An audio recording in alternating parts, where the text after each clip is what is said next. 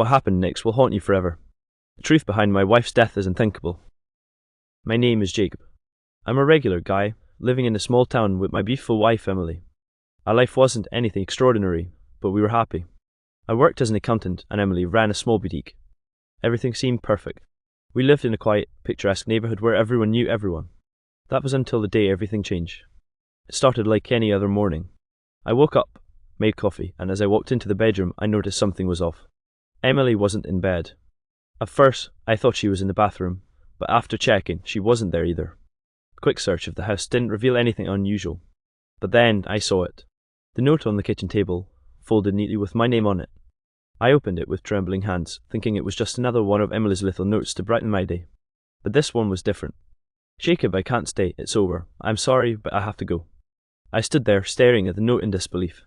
Emily had never written anything like this before. We had our disagreements, sure, but nothing major. She wouldn't just leave without a word. At that moment, I had this strange feeling of unease. Something was horribly wrong. It wasn't just that Emily was gone, it was the way she had left.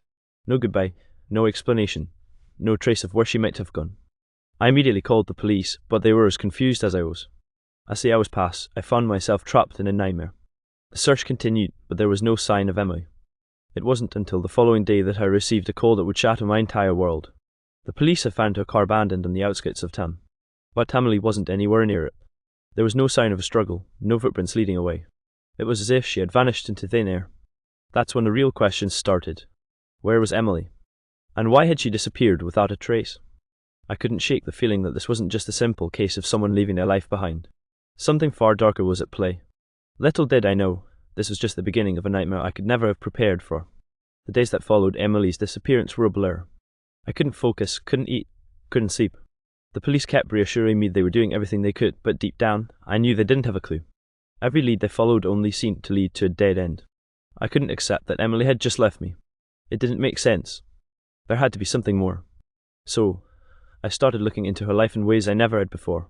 I combed through her personal items, her phone, her social media accounts, her emails, anything that could give me a clue about where she had gone or why she would leave. What I found shook me to my core. I discovered messages between Emily and someone I had never heard of, someone named Ethan. At first, I thought maybe it was a work colleague, but as I read through their conversations, it became clear that they were more than just friends. Emily had been meeting with this person behind my back. The messages were filled with passion, longing, and secrecy. I felt a wave of betrayal crash over me, but it wasn't just the affair that disturbed me. It was the fact that these conversations spoke of something much darker, something Emily had never mentioned to me. We have to be careful. They can't find out about us. He's getting too close. I'll make it right. You're mine, and no one will get in our way. The more I read, the more I felt my stomach churn. Who was this Ethan? What did he mean by they? And why had Emily kept this from me for so long? But that wasn't even the worst part. As I dug deeper, I found a series of strange appointments in Emily's calendar. These weren't doctor visits or lunch dates. They were cryptic, coded entries that seemed to reference something hidden from the world. One appointment was marked only with the words, "The meeting, midnight. No one can know." I had to know more. I reached out to one of Emily's closest friends, Sarah, hoping she might have some answers. I didn't tell her everything I had found, just that Emily had been acting strange and had left without any explanation. But when I mentioned Ethan's name, Sarah's face went pale. "Don't talk about him," she whispered, glancing around nervously. "Jacob, you don't know what you're dealing with." Her warning only fueled my need to find out the truth. I had to uncover everything, no matter how dark it got. But as I soon realized, some secrets are better left buried because once they come to light, there's no turning back. Sarah's warning stayed with me long after I left her apartment that night. What was so dangerous about Ethan? And what did she mean when she said, "You don't know what you're dealing with"? I couldn't shake the feeling that there was a bigger, more sinister truth hiding beneath the surface, something Emily had gotten herself tangled up in. I decided to follow up on the appointment in Emily's calendar, the one marked with cryptic notes about a meeting at midnight. It was the only clue I had left, and I had to know what it was. I wasn't sure where to begin, but I knew one thing. I needed to find the location of that meeting. After a few hours of searching, I stumbled across an old address, an abandoned warehouse on the outskirts of town. The hairs on the back of my neck stood up. It wasn't just any random place. I had heard rumors about that warehouse, whispers of strange activities, late-night gatherings, and people disappearing. I knew I had to go there, but part of me feared what I might uncover. Was this related to Emily's disappearance? Was Ethan involved in something far worse than an affair? I drove to the warehouse late that night, the darkness surrounding me like a heavy fog. As I approached, I noticed something that made my blood run cold. A car parked outside, its headlights dimmed. My heart raced. It was the same model as Emily's. I parked a distance away, trying to stay out of sight. My mind was spinning with questions. Was Emily in sight? Was she in danger? I couldn't let myself hesitate any longer. I had to go in. I crept toward the entrance, my heart pounding in my chest. The air felt thick, almost suffocating. I peeked through a crack in the warehouse door, and what I saw made my stomach drop. Inside, a group of people stood in a circle, talking in hushed tones. At the center of the group was Emily, but she wasn't alone. Ethan was there too, along with the man I didn't recognize. The man was tall, with a cold, calculating look in his eyes. I could hear their voices faintly as I pressed my ear to the door. "We can't keep doing this." Emily's voice was shaky, filled with fear. "It's too dangerous. If he finds out." "We've gone too far to back out now," Ethan's voice replied. "We finish this, or everything we've worked for is lost." I froze. My mind raced, trying to piece together what I had just heard. What had Emily gotten involved in? What were they talking about? I couldn't hear the rest of the conversation. My heart was pounding in my ears, and the fear of being caught crept over me. I needed to leave. I backed away slowly, careful not to make a sound. As I turned to leave, I heard something that made my blood run cold. A voice, low and threatening, echoed from behind me. "You're not supposed to be here." I spun around, my eyes locking with the cold gaze of the man who had been standing with Emily. The look on his face told me everything I needed to know. I was in too deep, and I had just uncovered something far worse than I could have imagined. I froze, my body tense as the man's eyes burned into mine. For a split second, I considered running, but something told me it would be worse if I did. I didn't know who these people were or what they were involved in, but I knew that I couldn't back down now. The man took a step forward, his face now illuminated by the dim light from inside the wires. He was tall, with a rough stubble covering his chin, and his expression was cold, almost predatory. His presence was overwhelming, and I could feel a chill run down my spine. "I don't know what you think you're doing, but you need to leave," he said, his voice calm but full of menace. I opened my mouth to say something, to explain that I was just looking for my wife, but before I could speak, he raised a hand to stop me. "You're not supposed to be here, Jacob. Emily made a choice, and now, you're part of something bigger than you realize." His words hit me like a punch in the gut. What did he mean by that? What had Emily gotten herself into? "Where is she?" I demanded, trying to sound brave, but my voice trembled with fear. The man didn't answer right away. Instead, he stepped closer, his eyes scanning me as if deciding whether I was worth talking to or if I was already a liability. "You'll understand soon enough, but it's too late for you to turn back now," he said, before turning and nodding toward the door. "You can either leave now, or we can make you leave." My heart was racing. I didn't know what he meant by that, but the look in his eyes told me it wouldn't be good. I was too far gone to back out now, though. I needed answers, no matter the cost. "I'm not leaving without Emily," I said, my voice shaking but determined. The man's lips curled into a slight smile, almost amused. He turned back to the group inside the warehouse, and I could hear them murmuring among themselves. The sound of their voices seemed to fade into the background as my mind raced with 100 questions. Who were these people? What had Emily gotten involved in? And what did they mean by too late? Before I could process it any further, the man suddenly stepped aside. "Fine," he said, his voice hardening. "Come inside, but you won't like what you find." I hesitated for a moment, my heart in my throat. Every instinct told me to run, but I couldn't. I had already crossed the line, and I wasn't going to stop until I had answers. I stepped into the warehouse, my eyes adjusting to the darkness inside. The air was thick, and the room smelled musty, like something had been abandoned for years. In the center of the room stood Emily, her back to me, and Ethan by her side. The sight of her made my heart stop. She looked different. Her expression was colder, more distant than I had ever seen. She didn't turn when I entered, didn't even acknowledge me. "Emily?" I whispered, my voice barely audible. Her shoulders stiffened, but she didn't turn around. It was as if she didn't even recognize me anymore. "I told you to stay away," she said, her voice flat and emotionless. It wasn't the Emily I knew. This wasn't the woman I loved. "What is this, Emily? What's going on here?" I asked, my voice cracking with desperation. She finally turned to face me, and when she did, I saw the truth in her eyes. "I'm sorry, Jacob," she said, her voice barely above a whisper. "I never wanted you to find out." And that's when it hit me. Emily wasn't the woman I thought she was. There was something much darker going on, and I had just stepped right into the middle of it. Emily's eyes, once filled with warmth and love, now seemed hollow, distant, as if the woman I had known no longer existed. It was as though someone had taken her place, leaving only the shell of the woman I had married. "You don't have to do this," I said, my voice shaking as I took a tentative step forward. "Please, just tell me what's going on. Why are you here with them? What's all this about?" For a long moment she didn't respond. Her gaze flickered to Ethan, standing beside her, his eyes cold, unreadable. Then she slowly turned back to face me. "It's not as simple as you think," Emily whispered, her voice breaking. "I never meant for you to be involved in any of this, but it's too late now." Her words didn't make sense.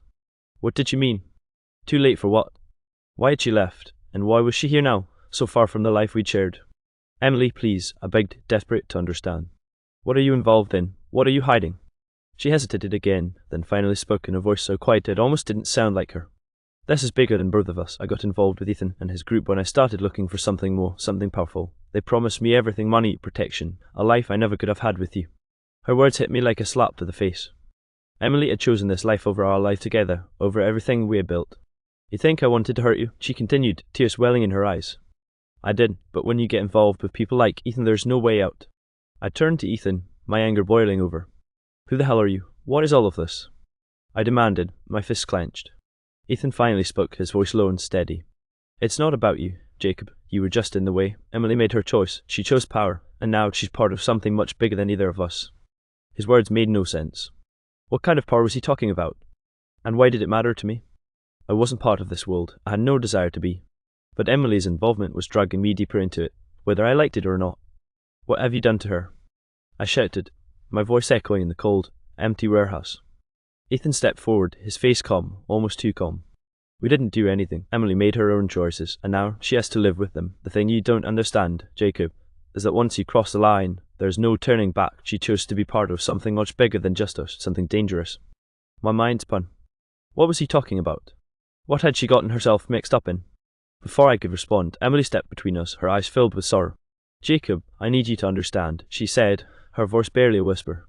I never wanted this for you, but I couldn't stay in that life anymore. I had to be part of something bigger, something that gives us power and control over everything. Her words were chilling. They made me feel like I didn't know the woman standing before me. What are you saying? I asked, my voice trembling. What is this something bigger? Emily looked down, her expression hardening. We're part of a group, she said quietly. A secret society that controls everything: the government, the economy, the media, all of it. You don't understand how deep this goes, Jacob. They promised me I'd be safe, that nothing would ever happen to us, that we would be more powerful than anyone could ever imagine. I couldn't breathe. My heart raced, and my mind reeled. What she was saying was insane. A secret society? Control over everything? It sounded like something out of a bad thriller. But here I was hearing it from Emily, my wife, the woman I thought I knew. Why didn't you tell me? I asked, my voice breaking. Why didn't you trust me? I didn't want you to get hurt, she replied, her eyes filled with regret. I thought I could protect you from all of this, but I was wrong. The room felt like it was closing in on me. I had no idea what to think anymore. Emily wasn't just my wife, she was part of something so much bigger, something I didn't understand, something that had already pulled me in deeper than I ever intended. But there was one thing I was sure of now: I wasn't getting out of this without consequences. And neither was Emily. Everything I had known about my life, about the woman I married, had shattered in a matter of hours. A secret society, power over the world's most influential systems. Emily had become a part of something I couldn't even begin to understand. And the worst part, she had dragged me into it without even a second thought. You don't have to stay, Ethan's voice cut through the haze of my thoughts. He stepped closer, his cold eyes scanning me as if trying to determine how much longer I would resist. You've seen enough, you've heard enough, this could all be over, Jacob. All you need to do is walk away. You don't belong here. His words sounded almost like an offer, but there was a cold, menacing edge to them. And I knew better than to think it was that simple. There was no walking away from people like him. People like Emily had gotten involved with. I turned back to Emily, my eyes filled with a mixture of pain, anger, and confusion. Why didn't you tell me? We could have fought this together, I said, my voice barely audible. I would have done anything to help you, Emily, but you didn't trust me enough to be a part of it. Her face was unreadable now, emotionless. She looked like a stranger. I was trying to protect you, she whispered. You don't understand what's at stake here. You don't understand the consequences of defying them. I could feel my heart sinking, as if I was losing her all over again. The woman I had married, the woman I loved, was no longer the person standing in front of me. She was someone else now. Someone unrecognizable. The realization hit me with full force. Emily had made her choice. She had chosen this life, this world of power, danger, and manipulation. And now, it wasn't just about her anymore. It was about me too. What happens now? I asked, trying to steady my voice. I couldn't let them see how much this was affecting me. I had to keep my head, for both of us. Ethan looked at me with a chilling smile. Now, Jacob, you make your choice. My mind spun. What choice? What did he mean by that? You can join us, or you can walk away. The choice is yours. It felt like the world had stopped moving. I had imagined a million scenarios in my head, a million different ways this could play out. But I never thought it would come down to this, a choice between betraying everything I had ever known, everything I believed in, and walking away from the woman I loved, knowing I could never return. If I walk away, I said, my voice trembling, what happens to Emily? What happens to me? Ethan's smile faded. You'll be left alone, but that won't matter much, will it? Emily will be ours. She has no place with you anymore. I looked at Emily, my heart aching. I didn't know what to do anymore.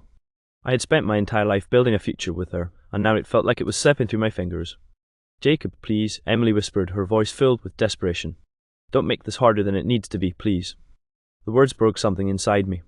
She wasn't the same woman who once held my hand through everything. She had changed.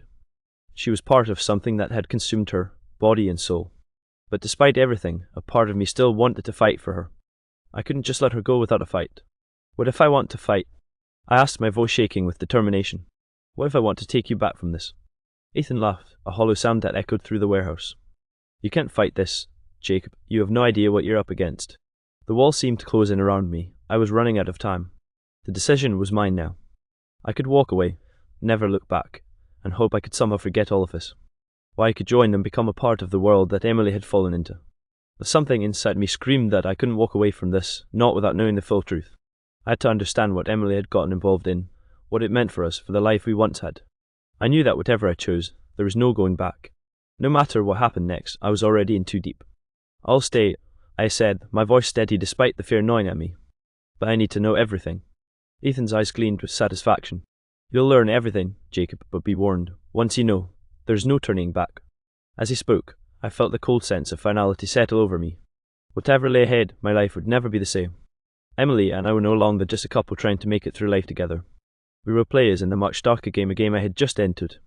And I had no idea how it was going to end. The moment I made the decision to stay, to dive deeper into the abyss that Emily had chosen, something changed inside me. It was as if the last remnants of the man I used to be, the husband, the man who believed in a simple, honest life, were left behind. What stood in front of me now was someone who had crossed the line, someone who would never see the world the same again. Ethan led me further into the warehouse, the walls closing in like they were closing off the world I knew. The shadows were thick, the air heavy, and it felt like every step I took further into their world was pulling me deeper into something far more dangerous than I could have imagined. The first thing you need to understand, Jacob, Ethan said, his voice low and measured, is that power is everything. It's not about wealth, it's not about fame, it's about control. Control over people, over the systems that run the world. And we, Emily and I, we are in control. I listened, barely able to process the magnitude of what he was saying. How could Emily, my sweet, innocent wife, be a part of something like this? And more terrifying, how could I even begin to understand it? This isn't some conspiracy theory, Ethan continued, as if reading my mind. This is real. We control governments, corporations, everything that holds power, and it's not something you can just walk away from. Not once you're in. I turned to Emily, desperate for some reassurance. Emily, I whispered, my voice thick with emotion, please tell me this isn't true. Tell me you don't believe this. We were happy, we had everything. She looked at me, then really looked at me. There was no warmth in her eyes anymore. No spark of recognition. She was cold, distant, as though she had already left me behind long ago. I'm sorry, Jacob, she said softly, her voice barely audible. I did what I had to do. We were never meant to have that life. You didn't see it, but I did. This world, this power, it's all there is. Her words cut through me like a blade.